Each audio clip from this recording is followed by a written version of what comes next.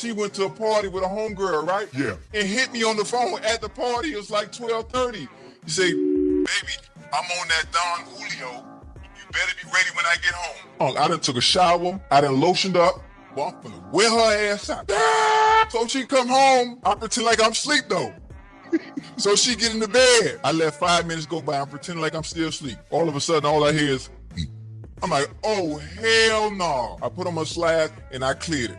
I wish somebody would have called me and told me, hey, as soon as the car pull up in the driveway, Yeah. and them lights cut off, oh, that's for me. And when she opened the door, baby, all right there. I can't kiss her. I got chapstick on. And he been smoking cigars. You been smoking cigars? You don't like cigars? So it's funny, when we met, yes, I was smoking cigars. It wasn't no problem. And it wasn't no problem. But you brushed your teeth and you had a mint in the back of your mouth. Now you got complacent. Right. And you think you're supposed to just kiss on me.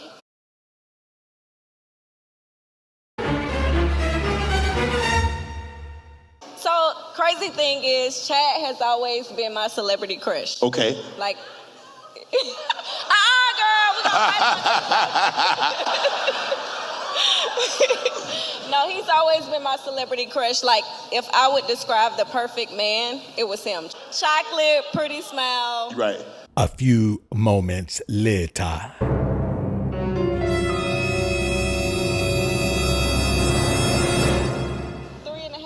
Closer. Hold the mic closer. It was about 3.5 weeks. Okay. She lying? No, I'm not. I'm serious. For real? Yeah, 3.5 weeks. I don't remember the story like that. I got the time stamps. It was 3.5 weeks. 3.5 weeks. Yeah. I was trying to come sooner, but the time frame wouldn't. So 3.5 weeks. We went to Green Bay. You went to him or he came to you? I went to him. Okay. Yes, she did. We went to Green Bay. We talked, and I was actually surprised because the guy who I thought I knew was a different person. Like he spoke a lot, very intellectual. I thought I was dealing with a hood. Yeah. Yeah. She just told Ocho, when I met you, I realized you weren't my type outside of physicality. So I take y'all back full circle. When she said in the beginning she was out, if she wouldn't have been on that liquor and been horny, maybe she wouldn't have even hit him up. She hit him up because physically he's her type. But in every other area, he's not. I was at a point where I felt like I needed to put my man first and follow his dreams. But find you someone that supports you and go after your dreams. No! I did 13 years in the Army, 2 tours to Afghanistan. I jumped out of airplanes. I was a badass motherfucker. Yeah, that's what I'm talking about, Relle. Yep, and she pulled the gun on me twice. Oh, but when I told you old girl pulled one on me, you talking about, Yeah, but that wasn't your girl. That was somebody else's girl. Only difference between good guys and bad boys, nice guys and bad boys accept women for who and how they are. Nice guys want to change. Nice guys believe you can love a woman back into being who you want her to be, or love her into who you want her to be in the first place. They believe that you can take a broken woman and love her back beyond her state of brokenness. They believe that you can take a woman who has emotional issues and love those issues away from her. They believe that you can take a woman who has all type of mental hangups and then you can love those hangups away from her. They believe that you can take a woman who needs to be seen by someone who has psychiatric experience and simply love those issues away. And 10 years later, you realize not only could you not love her issues away, you have loved your own self into the same issues. Second elephant, women have an internal sense of ownership. A man will say our kids before a woman will say our kids. A woman will say my kids, my children. Sharing is not a natural part of who she is. That's why you have to appreciate a woman who comes in sharing willingly. And I don't mean sharing her money. I mean sharing herself, sharing who she is. Everything that she has, she is open to you having as much of it as you need, as you want, as you desire. But that internal sense of ownership is what gets the beta male caught up. That's how you got caught up. The internal sense of ownership. My husband, You pride yourself in being called my husband, my man, my boyfriend, my savior, my king, my knight in shining armor, my prince, my this, my that, my nothing. I ain't nothing. I own me. You don't own me. I don't get no big thrill out of being called yo man. How the hell I'm yo man? I've been a man way before you met me. Now all of a sudden I'm yours. That's the internal sense of ownership. When you submit to the ownership of someone, you submit to being owned. That's pretty simple. Third elephant. Women are the master of unproductive communication, meaning they talk a lot, but don't really say a lot. Not anything useful anyway. So the one thing I do believe you as a man have to train a woman in is proper communication. You're never going to meet a woman who knows proper communication, not with a real man. Because if she had learned proper communication with a real man, with a man who's striving to be the most high version of himself, she'd still be caught up on that man. Communication. So let's take a dive into this thing. There are signs that you should look for as a man when you're dealing with a woman. Because here's the thing. I don't know what these other guys are talking about, but I'm going to deal with women. I'm going to do that. I'm going to do that forever. I'm not going to ever stop doing that. Now, am I saying I'm going to be a player and run around knocking down everything? No, but I'm saying I'm going to always deal with women. I'm never going to go monk. I'm not for an extended period of time.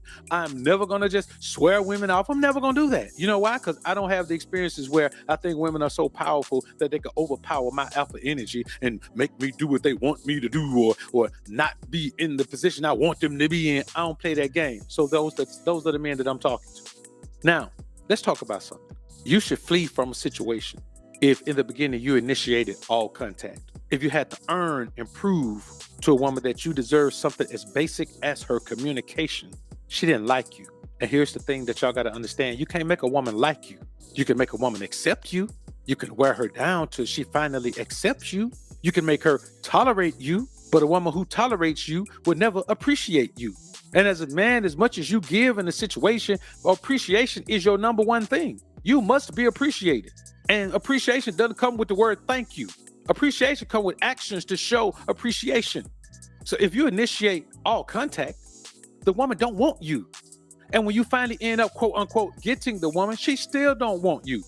You have just given so much that she feels like she would be a fool to not be with a man who is so giving. Because if you give a woman all you got right now, that means whatever you get, you're going to give her all of it. You're going to give her the sun, the rain, the moon, the stars, and the mountain. You ain't got time to do that. You see, here's why you do that. If you don't believe that you're a gift to the world, not just to the woman, we're not talking about I'm the prize woman, so you must do, we're talking about to the world. If you ain't got no woman, you have to view yourself as a gift to the world. I, Dr. BOA, am a gift to the world. But boy, I'm a life-altering situation to the people that and get to know me personally. That's how I approach the world every single day. So when you put me in a room, I'm not intimidated. I'm not any of that because I'm a gift to that room. Blessed are ye who are in the room that BOA enters. That must be your mindset. How do you create that mindset? By building you into the best version of you. Forget all these people telling you not to do it. You know how stupid someone sounds to tell you, don't worry about being the most alpha version of yourself. They're an idiot. They're telling you don't become the best version of yourself. Also, anyone who tells you that you should focus on being alpha, we're not focusing on being alpha. We're taking the principles of alpha. When it comes to life, we're taking the principles of being alpha. In every environment you're in, you want to be the dominant male in the environment. You want to create your life that way, structure your life that way. That's how you get in. That's how you never get into a situation where there's a woman in your house who has as much power as you do or more power than you do because you train yourself to try to be the dominant male in every single environment you're in. You want to dominate your environments. That's what entrepreneurship is about. Don't let nobody tell you, well, you ain't no business owner, you're an entrepreneur. Guess what an entrepreneur does? He dominates his immediate environment. We all have a territory. A lion don't dominate the entire African savannah. He dominates his territory. He marks his territory. Hey, this is me. All of this is me. That's what we do. Anyone who tells you not to do that doesn't understand what being a productive man in this society means. You must become the most alpha version of yourself. That is what power is. Power is being in control of your immediate environment. I can't control the world. I could go out there right now, man, get in my whip and get pulled over. All the cops around here, they know me. They know me. They know where I live. They know what I drive. They know me when they see me. We talk sometime. We chop it up. The mayor knows me. We chop it up. We talk sometime. We do these things. The business owners know me. We chop it up. We talk sometime. The real estate magnates, they know. We chop it up. But I can still go outside and get pulled over because I can't control what happens outside. But I control what happens in this immediate environment. In all the places I frequent, I am the alpha of those environments. I don't go many environments where I'm not the alpha daughter. I don't like it. I don't want to. And guess what? I don't have to. Because you ain't got to be everywhere. Now, not having to be everywhere, not having to have everything, that translates into every facet of your life. That means you ain't got to have every woman. You ain't got to be with every woman. You ain't got to see in every woman that look good to you. You got to go talk to her. Don't trust your eyes, stupid. Your eyes don't know what they see. It's like Halloween. You don't know who got on those Halloween costumes. Same thing in public every day. Here's the thing. I don't even care about women wearing makeup. I don't care about that. Women can wear makeup. They can wear wigs. They can wear weaves. They can cut all their hair off and put a backpack on top of it. I don't care what they do. Because the only woman that matters is the woman that's in your life. That woman has to fit. That woman has to be a part of what you got going on. That woman has to be, well, listen, she had to fit into your life like she was meant to be there. She got to be like the love seat to the sofa. She got to be like the pillow to the pillowcases. She got to be like the fitted sheet that go on the mattress that you can't even sleep comfortably if you ain't got it. But she cannot be a necessity. She has to be the extra quilt that you pull up sometime. But you could do without and still be warm. But damn, boy, it's sure enough cozy and toasty when you pull that extra quilt up. You understand what I'm saying? And many of you put yourselves in situations where you believe that the completion of your journey to manhood is having a woman. She is not the completion. She is simply an accessory. She's simply an addition. She's not the sugar in the Kool-Aid. She another pack of Kool-Aid so you can kind of like change up the flavor a little bit. The grape Kool-Aid is good, but boy, you add a pack of lemon, it's even better. But it's still good without the lemon, right? And I'm not saying that you should have a woman in your life who has no value. I'm saying that you have to keep the proper perspective on what her value is and not let her have too much value or have her connected to your personal life too much.